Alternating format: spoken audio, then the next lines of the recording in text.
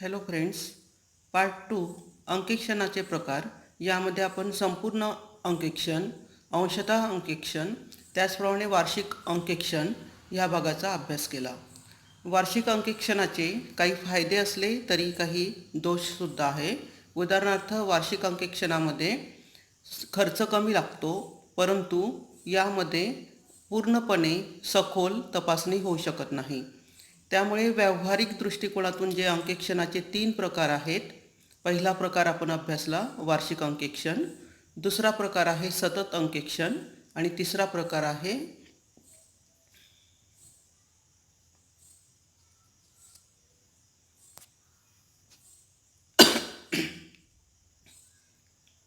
Hello friends, अंकेक्षणाचे प्रकार part 2 यामध्ये आपण याआधी सतत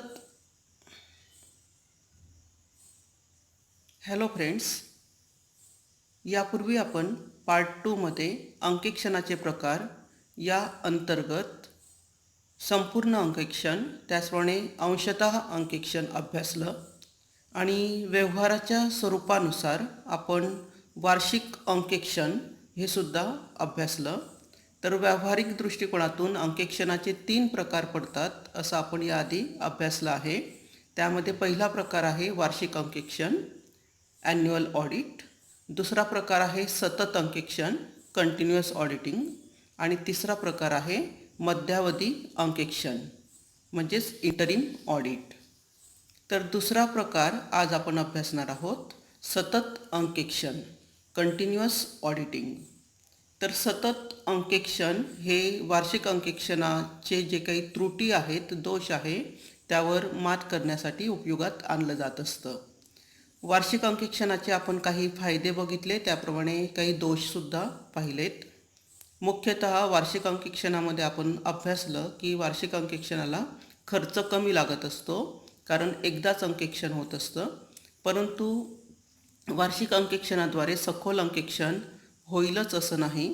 तर असं सखोल अंकेक्षण करण्यासाठी सतत अंकेक्षण हा प्रकार वापरला जात असतो, ज्याला इंग्लिशमध्ये कंटिन्युअस ऑडिटिंग असं म्हटलं जातं. तर सतत अंकेक्षणाला अखंड किंवा अखंडित अंकेक्षण किंवा निरंतर अंकेक्षण किंवा सूक्ष्म अंकेक्षण असं देखील म्हटलं जातं. म्हणजेच ह्या अंकेक्षण पद्धतीमध्ये अंकेक्षक किंवा त्याचे सहाय्यक कर्मचारी एखाद्या व्यवसायाची किंवा संस्थेची हिशोब पुस्तके, जमा खर्च इत्यादी तपासण्यासाठी सतत किंवा ठराविक कालांतराने व्यवसायाला भेट देत असतात आणि अशा रीतीने संपूर्ण वर्षभर अंकेक्षणाचं कार्य हे सातत्याने चालू असतं. म्हणून या अंकेक्षण पद्धतीला सतत किंवा अखंड अंकेक्षण असं म्हटलं जातं. काही व्याख्या दिलेल्या आहेत. या स्लाईडवर मी लिहिली आहे स्पायसर आणि पेगलर यांची व्याख्या.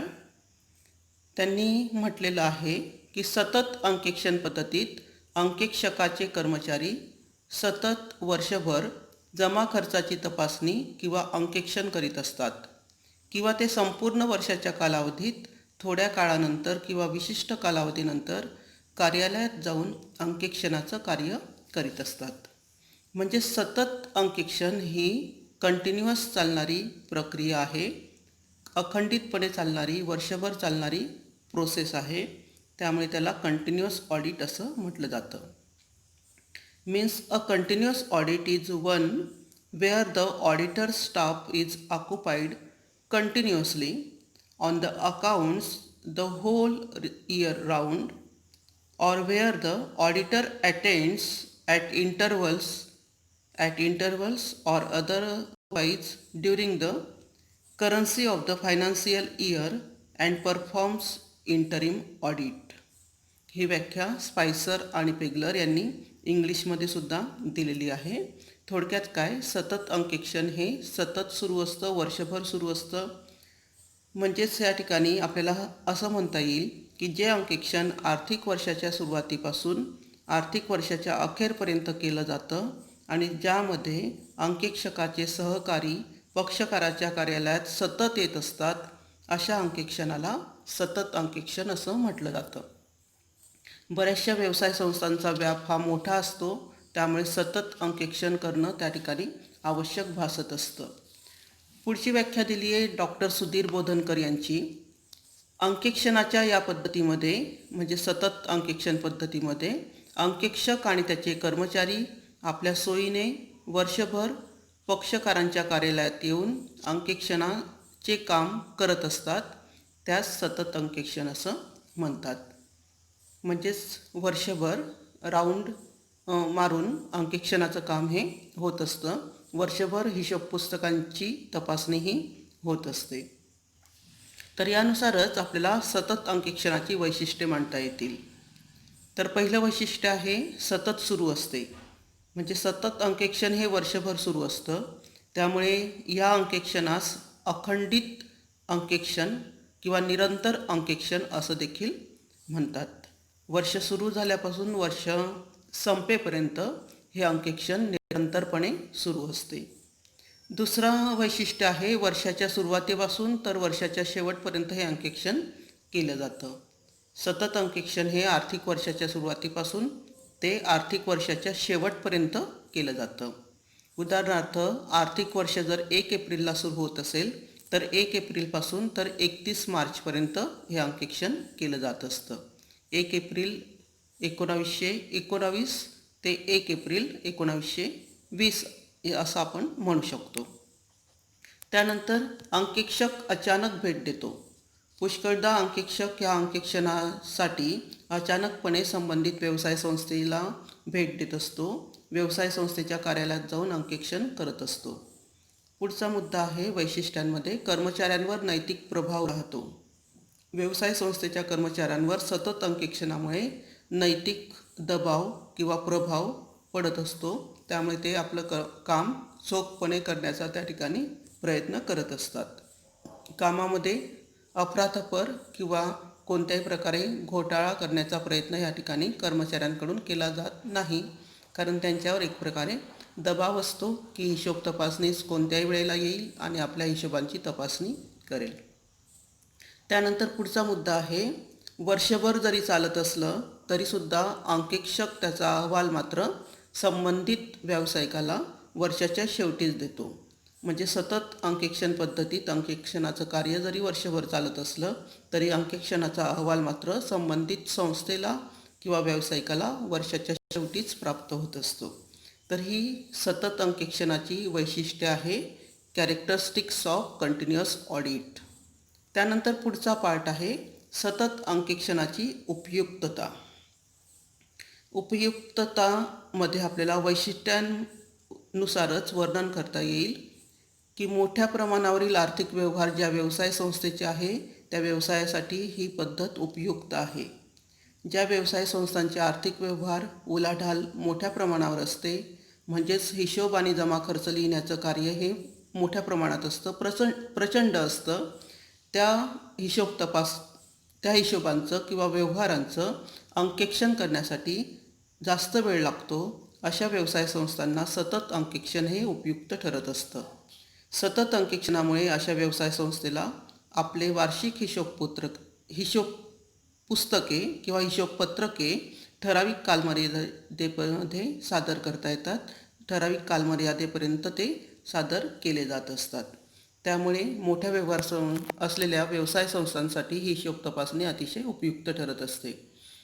त्यानंतर ज्या व्यवसाय संस्थेमध्ये अंतर्गत नियंत्रण पद्धती राबवली जाते परंतु ती अंतर्गत नियंत्रण पद्धती जर अकार्यक्षम असेल म्हणजेच कार्यक्षम नसेल तर त्या ठिकाणी सुद्धा वार्षिक हिशोब तपासणीपेक्षा सतत अंकेक्षण हे उपयुक्त ठरत असतं. म्हणजेच व्यवसाय संस्थेमध्ये अंतर्गत नियंत्रण पद्धती जर समाधानकारकपणे राबवली जात नसेल तर अशा संस्थेच्या दृष्टीने सतत अंकेक्षण पद्धती ही जास्त फायदेशीर ठरते. त्यानंतर ज्या व्यवसाय संस्थांना आपले आर्थिक वर्ष संपल्याबरोबर नफा तोटा पत्रक, ताळेबंद इत्यादी तयार करायचे असतात अशा संस्थांना सुद्धा सतत अंकेक्षण हे फायदेशीर ठरत असतं. म्हणजे आर्थिक वर्ष संपल्याबरोबर नफा तोटा पत्रक सादर करण्यासाठी ह्या पद्धतीचं अंकेक्षण हे उपयुक्त ठरत असतं. कारण सतत अंकेक्षण केल्यामुळे नफा तोटा पत्रक, ताळेबंद हे व्यवस्थितपणे लिहिली जात असतात. त्यानंतर ज्या व्यवसाय संस्थांच्या शाखा ह्या देशामध्ये किंवा विदेशात पसरलेल्या आहेत म्हणजे खूप विस्तृत प्रमाणात व्यवसाय हा पसरलेला आहे पूर्ण जगभर, तर अशा उद्योग व्यवसाय संस्थांना सतत अंकेक्षण पद्धती ही उपयुक्त ठरत असते. त्यानंतर आपल्या उद्योग व्यवसायाची प्रगती समजून घेण्यासाठी सुद्धा ही हिशोब तपासणी उपयुक्त ठरते. दरमहा किंवा काही ठराविक कालावधीनंतर आपल्या उद्योग व्यवसायाची प्रगती कशी आहे, आपल्या उद्योग व्यवसायाची भविष्यकालीन धोरणं जर ठरवायची असतील तर ते धोरणं ठरवण्यासाठी प्रगती जाणून घेणं आवश्यक असतं आणि अशा ठिकाणी सतत अंकेक्षण हे आवश्यक असतं. त्यानंतर ज्या व्यवसायाचं स्वरूप मोठं आहे, म्हणजेच आर्थिक व्यवहार मोठ्या प्रमाणावर असतात, अशा ठिकाणी सुद्धा सतत अंकेक्षण हे उपयुक्त ठरत असतं. उदाहरणार्थ बँका, विमा कंपन्या यांचे आर्थिक व्यवहार हे मोठ्या प्रमाणावर असतात. आर्थिक उलाढाल असते आणि झालेल्या व्यवहारांची सखोल तपासणी करणं आवश्यक असतं. कोणताही व्यवहार नजरेतून चुकायला नको, कारण आर्थिक बाबीशी हे सर्व व्यवहार निगडीत असतात. त्यामुळे अशा संस्थेमध्ये सतत अंकेक्षण हे फायदेशीर ठरत असतं, उपयुक्त ठरत असतं. तर ह्या उपयुक्ततेनुसारच आपण सतत अंकेक्षणाचे फायदे मांडू शकणार. तर सतत अंकेक्षणाच्या फायद्यांमध्ये काही मुद्दे मी दिलेले आहे. उदाहरणार्थ पहिला मुद्दा आहे लबाडी, अफरातफर यांना पायबंद. सतत अंकेक्षण हे सतत केलं जात असतं, संपूर्ण वर्षभर केलं जात असतं. त्यामुळे अंकेक्षक आकस्मिकरित्या अचानकपणे व्यवसाय संस्थेला भेट देऊ शकतो आणि ही भेट देत असल्यामुळेच कर्मचाऱ्यांना लबाडी, अफरातफर किंवा कोणत्याही प्रकारे त्या ठिकाणी फ्रॉड करण्यासाठी संधी मिळत नाही. जर एखाद्या ठिकाणी अफरातफर किंवा लबाडी झालीच तर ती लगेच निदर्शनास येते. त्यामुळे सतत अंकेक्षणामुळे कर्मचाऱ्यांवर एक प्रकारे दबाव, दडपण येत असतं आणि त्यांची नैतिकता त्या ठिकाणी उंचावण्यास मदत होत असते. त्यानंतर दुसरा मुद्दा आहे आर्थिक व्यवहार व जमा खर्च यांची सूक्ष्म तपासणी. सतत अंकेक्षण पद्धतीमध्ये वर्षभर हिशोब तपासणी केली जात असते आणि त्यामुळे अंकेक्षणासाठी अंकेक्षकाला मोठ्या प्रमाणावर वेळ उपलब्ध होतो. त्यामुळे व्यवसाय संस्थेच्या हिशोबांचे, जमा खर्चाचे सखोल व सूक्ष्म परीक्षण केले जात असते. त्यामुळे बारीक-सारीक चुका, उणिवा ताबडतोब लक्षात येतात आणि ह्या उणिवा किंवा चुका लगेच दुरुस्त केल्या जात असतात. तात्काळ दुरुस्त केल्या जात असल्यामुळे ह्या चुका किंवा उणिवा पुन्हा पुन्हा होऊ नये म्हणून त्यावर योग्य त्या उपाययोजना त्या ठिकाणी करता येतात. म्हणजेच आर्थिक व्यवहार आणि जमा खर्च यांची सूक्ष्म तपासणी ही उणिवांवर मात करण्यासाठी उपयुक्त ठरत असते. त्यानंतर पुढचा मुद्दा आहे हिशोब पुस्तके अद्ययावत ठेवली जातात. सतत अंकेक्षणामध्ये अंकेक्षक सतत वर्षभर व्यवसाय संस्थेमध्ये हिशोब तपासणी करण्यासाठी येत असतो. त्यामुळे कर्मचारी वर्ग हिशोब पुस्तकं ठेवण्यासाठी दक्ष असतो, तात्काळ असतो. त्यामुळे कर्मचारी वर्ग सतत जागृत आणि दक्ष असल्यामुळे हिशोब पुस्तकं ही वेळेवर आणि अद्ययावत ठेवली जात असतात.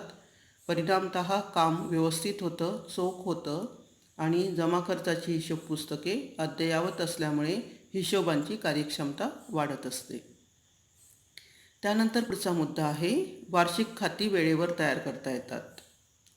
सततच्या अंकेक्षणामुळे काम सतत वर्षभर सुरू असल्यामुळे पुस्तके अद्ययावत ठेवली जातात. हे आपण बघितलं मगाशी आधीच्या मुद्द्यामध्ये. त्यानुसारच संस्थेचे आर्थिक वर्ष संपल्याबरोबर नफा तोटा पत्रक, ताळेबंद ही वार्षिक खातीसुद्धा, वार्षिक पुस्तकंसुद्धा व्यवस्थितपणे योग्य वेळेमध्ये तयार करता येतात.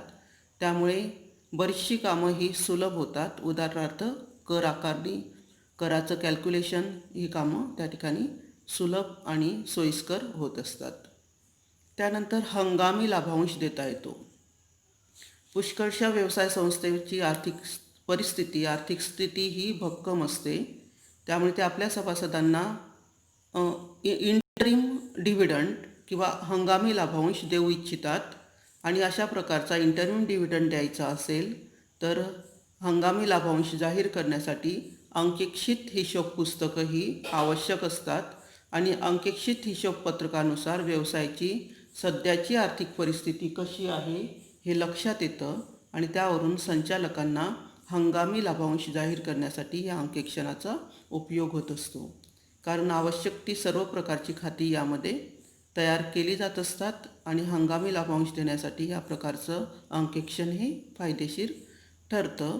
म्हणजेच या ठिकाणी आपल्याला व्यवसायाला किती नफा झालेला आहे आणि इंटरिम म्हणजे मध्यवर्ती लाभांश देण्यासाठी ह्या नफ्याचं सततचं कॅल्क्युलेशन अखंडितरित्या त्याचं मोजणी ही फायदेशीर ठरत असते. त्यानंतर पुढचा मुद्दा आहे 6वा, अंकेक्षकाचे मार्गदर्शन मिळते. हा मुद्दा ह्या ठिकाणी मिस झालेला आहे स्लाईडवर. तर सतत अंकेक्षणामुळे अंकेक्षकाला संबंधित व्यवसायातील हिशोबांची तंत्रशुद्धता कळत असते. संबंधित व्यवसायातील हिशोब हे त्याला लक्षात येत असतात. अतिशय बारकाईने किंवा काटेकोरपणे ते हिशोब त्याला लक्षात येत असल्यामुळे त्यातील दोष काय आहेत, उणिवा काय आहेत, कोणत्या चांगल्या गोष्टी त्यामध्ये आहे हे अंकेक्षकाला लक्षात येतं आणि त्यानुसार अंकेक्षक व्यावसायिकाला किंवा संबंधित व्यक्तींना मार्गदर्शन करत असतो. त्यामुळे व्यवसायाच्या हिशोबामध्ये सुधारणा होऊ शकते. म्हणजेच आधीच जर अंकेक्षण सुरू असेल तर व्यवसायाला आपल्या हिशोबांमध्ये सुधारणा करण्याची संधी प्राप्त होत असते. आपल्या व्यवहारांमध्ये किंवा आपल्या बुक्स ऑफ अकाउंट्स मेंटेन करण्याच्या पद्धतीमध्ये सुधारणा करण्याची संधी प्राप्त होत असते आणि पर्यायाने त्या ठिकाणी अफरातफर किंवा लबाडीवर सुद्धा मात करता येत असते. त्यानंतर कामाची विभागणी वर्षभर. सतत अंकेक्षणाचं काम हे सुरू असतं, वर्षभर सुरू असतं. त्यामुळे हिशोब खात्यातील कर्मचाऱ्यांवर एकदम कामाचा भार पडत नाही, कारण अंकेक्षणाच्या कामाची विभागणी ही वर्षभर होत असते आणि त्यामुळे कामाचा भार एकदम न पडता सोयीनुसार सोयीस्कररित्या अंकेक्षणाचं कार्य हे वर्षभर सुरू असतं. वर्षभर सुरू राहू शकत असल्यामुळे त्या पद्धतीने कर्मचारीसुद्धा आपलं काम निरंतररित्या कंटिन्युअस पद्धतीने व्यवस्थितपणे सतत पार पाडू शकतात. म्हणजेच कार्य हे आपल्या सोयीनुसार असल्यामुळे व्यवस्थित होऊ शकतं. कामाचं दडपण किंवा कामाचा दबाव, भार हा एकदम कर्मचाऱ्यांवर पडत नाही. त्यानंतर नुकसानीपासून बचाव होतो. सतत अंकेक्षण पद्धतीमध्ये कर्मचाऱ्यांकडून झालेल्या चुका, अफरातफरी, लबाड्या, अनियमितता ह्या लवकरात लवकर उघडकीस येत असतात आणि त्यामुळे पक्षकाराचं जर काही नुकसान होत असेल तर त्या नुकसानीपासून पक्षकाराचा बचाव होऊ शकतो, बचाव होत असतो. पक्षकाराचं नुकसान या ठिकाणी होत नाही. त्यानंतर भागधारकांच्या हितांचं रक्षण होतं. कंपनीचे भागधारक आधीच्या लेक्चरमध्ये सांगितलं त्यानुसार सर्वत्र विखुरलेले असतात, पण ते कंपनीचे मालक असतात आणि सर्वत्र विखुरलेले असल्यामुळे त्यांच्या पैशांचा योग्य विनियोग व्हावा अशी त्यांची जी इच्छा असते ती पूर्ण व्हायची असेल तर त्या ठिकाणी नियंत्रण प्रस्थापित करणं आवश्यक आहे. भागधारकांना त्यांच्या गुंतवणुकीवर योग्य तो मोबदला मिळाला पाहिजे ह्या दृष्टिकोनातून त्यांनी गुंतवणूक केलेली असते. सतत अंकेक्षण पद्धतीमुळे संचालक, कर्मचारी, व्यवस्थापक हे पैशांची अफरातफर करू शकत नाही आणि त्यांच्यावर दबाव निर्माण होतो. पर्यायाने भागधारकांचं हित हे आपोआप साधलं जात असतं. भागधारकांच्या हिताच्या रक्षणासाठी सतत अंकेक्षण हे फायदेशीर असतं. त्यानंतर ज्याप्रमाणे फायदे आहेत त्याप्रमाणे सततच्या अंकेक्षणाचे काही तोटेसुद्धा आहेत. तर पहिला तोटा आहे खर्चिक पद्धत. सतत अंकेक्षणाचं काम हे वर्षभर सुरू असतं हे आपण पाहिलं. वर्षभर काम सुरू असल्यामुळे अंकेक्षकाला जास्त मोबदला द्यावा लागतो. त्याचं रेम्युनरेशन त्या ठिकाणी वाढीव द्यावं लागत असतं आणि ज्या व्यवसाय संस्थांचं उत्पन्न कमी असतं अशा संस्थांना ह्या अंकेक्षणावर जास्त खर्च करणं परवडत नाही. त्यामुळे सतत अंकेक्षण पद्धती ही मोठ्या व्यवसाय संस्थांनाच सोयीस्कर असते.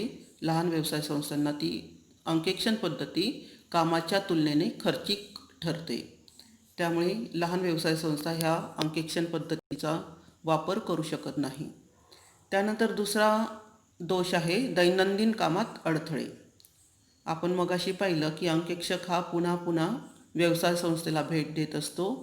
अंकेक्षकाचे कर्मचारीसुद्धा व्यवसाय संस्थेमध्ये येऊन हिशोब तपासणीचे काम करत असतात. व्यवसाय संस्थेला पुन्हा पुन्हा भेट देत असतात. त्यामुळे हिशोब पुस्तके आणि आवश्यक कागदपत्रे त्याचप्रमाणे जमा खर्च हे तपासणीसाठी पुन्हा पुन्हा द्यावे लागत असल्यामुळे दैनंदिन कामामध्ये त्या ठिकाणी अडथळा निर्माण होत असतो. कर्मचाऱ्यांच्या दैनंदिन कामात अडथळे निर्माण होतात. त्यामुळे कर्मचाऱ्यांना आपल्या हातचं काम सोडून अंकेक्षकाला बुक्स ऑफ अकाउंट्स ही द्यावी लागत असतात. त्यामुळे काही वेळेस कामात व्यत्यय आल्यामुळे, कामात खंड पडल्यामुळे कामाची त्या ठिकाणी आपण म्हणू शकतो की कार्यक्षमता ही कमी होऊ शकते. त्यानंतर हिशोबात बदल करता येणे शक्य, या ठिकाणी चुकून अशक्य झालेलं आहे.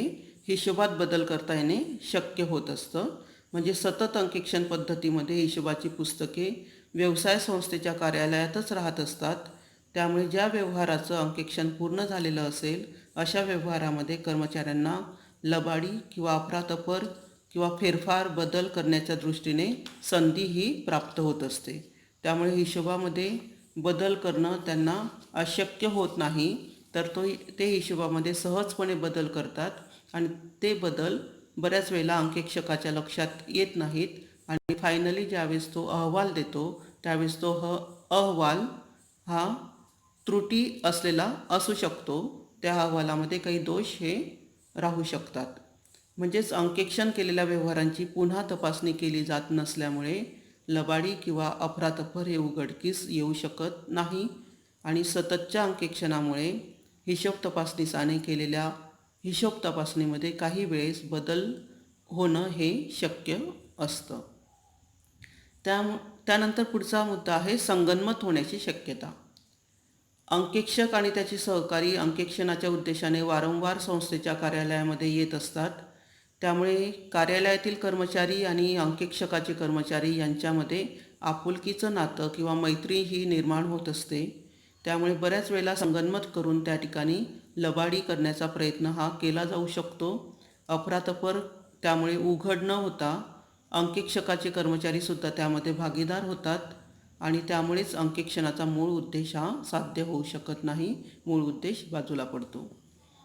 त्यानंतर पुढचा मुद्दा आहे दोष किंवा तोट्यांमध्ये परिपूर्ण तपासणी न होण्याची शक्यता.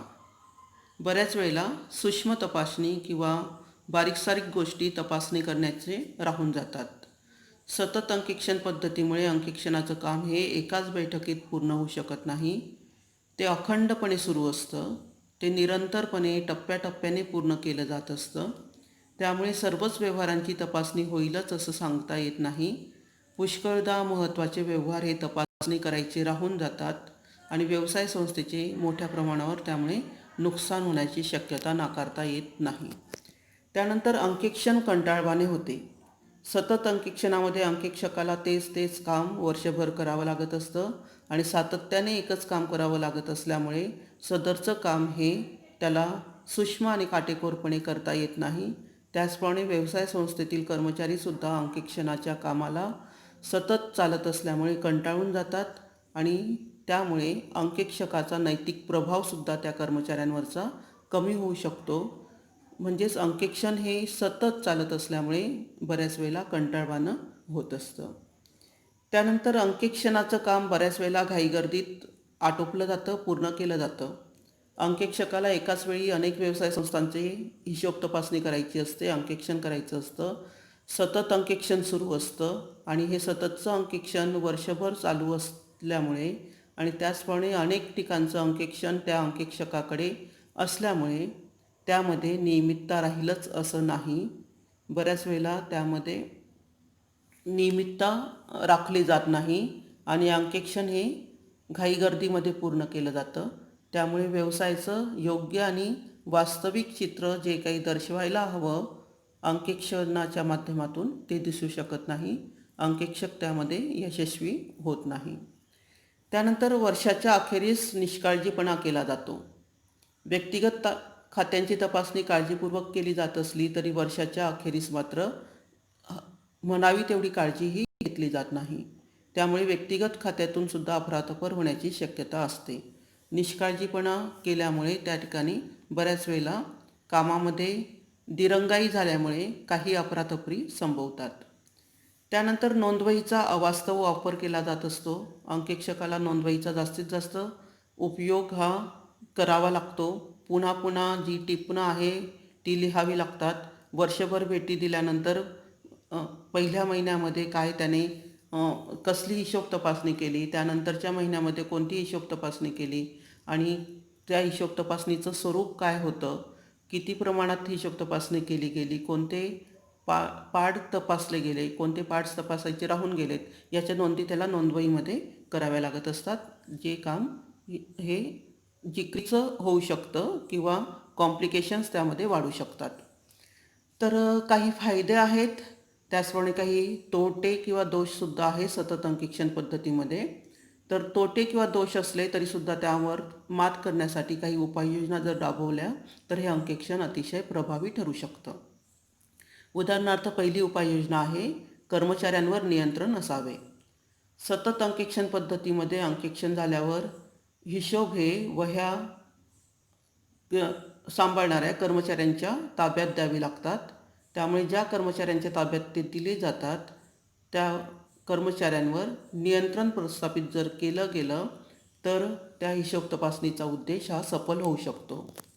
त्यामुळे अंकेक्षण झालेल्या हिशोबामध्ये कर्मचाऱ्यांनी परस्पर कोणत्याही प्रकारचा फेरबदल करू नये अशी जर त्यांना ताकीद देण्यात आली, अंकेक्षणाच्या माध्यमातून अंकेक्षकाने त्यांच्यावर जर नैतिक प्रभाव निर्माण केला तर अशा वेळेस ते कोणत्याही पद्धतीने त्यावर अफरातफर करण्याचा प्रयत्न करणार नाहीत आणि काही गोष्टी, काही बेरजा, काही रकमा ह्या शाईनेच लिहिल्या गेल्या पाहिजे की जेणेकरून ती शाई फोडता येणार नाही, पुसता येणार नाही किंवा त्यामध्ये काही बदल करता येणार नाही. त्यानंतर दुसरा मुद्दा आहे संगनमत होणार नाही याची काळजी घ्यावी. कर्मचारी आणि अंकेक्षकाचे कर्मचारी म्हणजे व्यावसायिक कर्मचारी आणि अंकेक्षकाचे जे काही सहकारी असतील यांच्यामध्ये कोणत्याही प्रकारे आपुलकीचं नातं किंवा संगनमत किंवा मैत्री होणार नाही याची काळजी अंकेक्षकाने घेतली पाहिजे. आणि त्याकरता प्रत्येक वेळी वेगवेगळे कर्मचारी अंकेक्षकाने अंकेक्षणासाठी पाठवले पाहिजे. त्याच्याकडे कार्यरत असलेल्या कर्मचाऱ्यांमधून कोणत्याही कर्मचाऱ्याला त्याने त्या ठिकाणी अंकेक्षणासाठी पाठवलं पाहिजे आणि हेही कर्मचारी बदलते त्याने ठेवायला हवेत की जेणेकरून कर्मचाऱ्यांमध्ये संगनमत होणार नाही आणि त्या ठिकाणी फ्रॉड करण्यासाठी कर्मचारी उत्तेजित होणार नाहीत. त्यानंतर विशिष्ट चिन्हांचा वापर. अंकेक्षण करताना अंकेक्षकाने आवश्यक तेथे विशिष्ट खुणा करून ठेवाव्यात.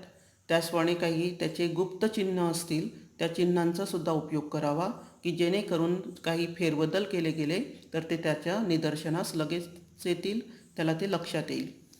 त्यानंतर शेवटपर्यंत एकच भाग.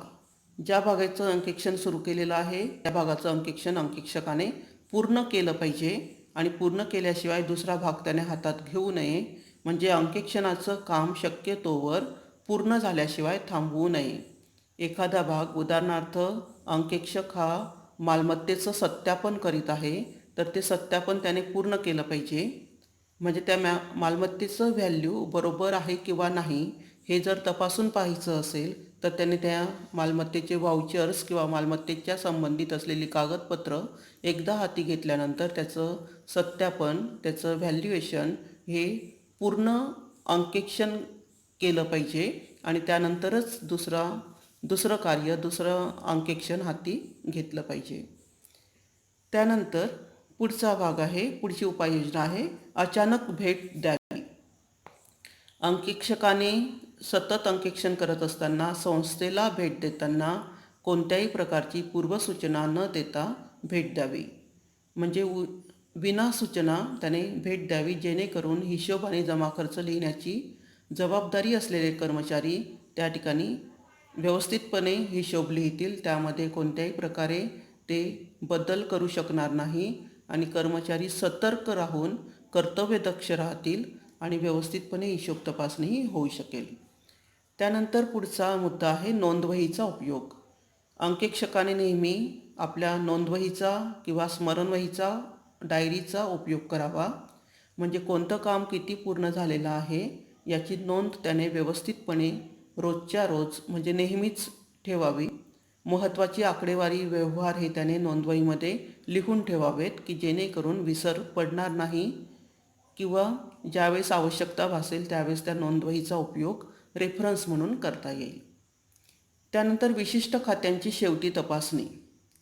ज्या खात्यामध्ये अफरातफर किंवा लबाडी होण्याची जास्त शक्यता असते अशा खात्यांची तपासणी अंकेक्षकाने आर्थिक वर्षाच्या शेवटी करावी. त्यामुळे लबाडी किंवा अफरातफर टाळता येऊ शकते किंवा शोधून काढता येऊ शकते. ज्या व्यवहारामध्ये अफरातफर किंवा लबाडी जास्त प्रमाणात होण्याची शक्यता आहे त्या व्यवहारांची हिशोब तपासणी वर्षाच्या शेवटी करण्यात यावी. त्यानंतर कामात बदल.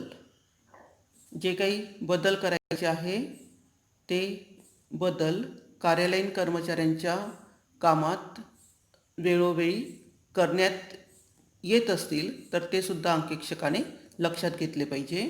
आणि जे बदल कागदपत्रांवर करावायचे आहे ते निरनिराळ्या खात्यावरील किंवा हिशोब पुस्तकातील बदल शाहीनेच करावे. शाहीनेच ते अंक लिहावेत. बेरजा ह्या शाहीनेच लिहाव्यात.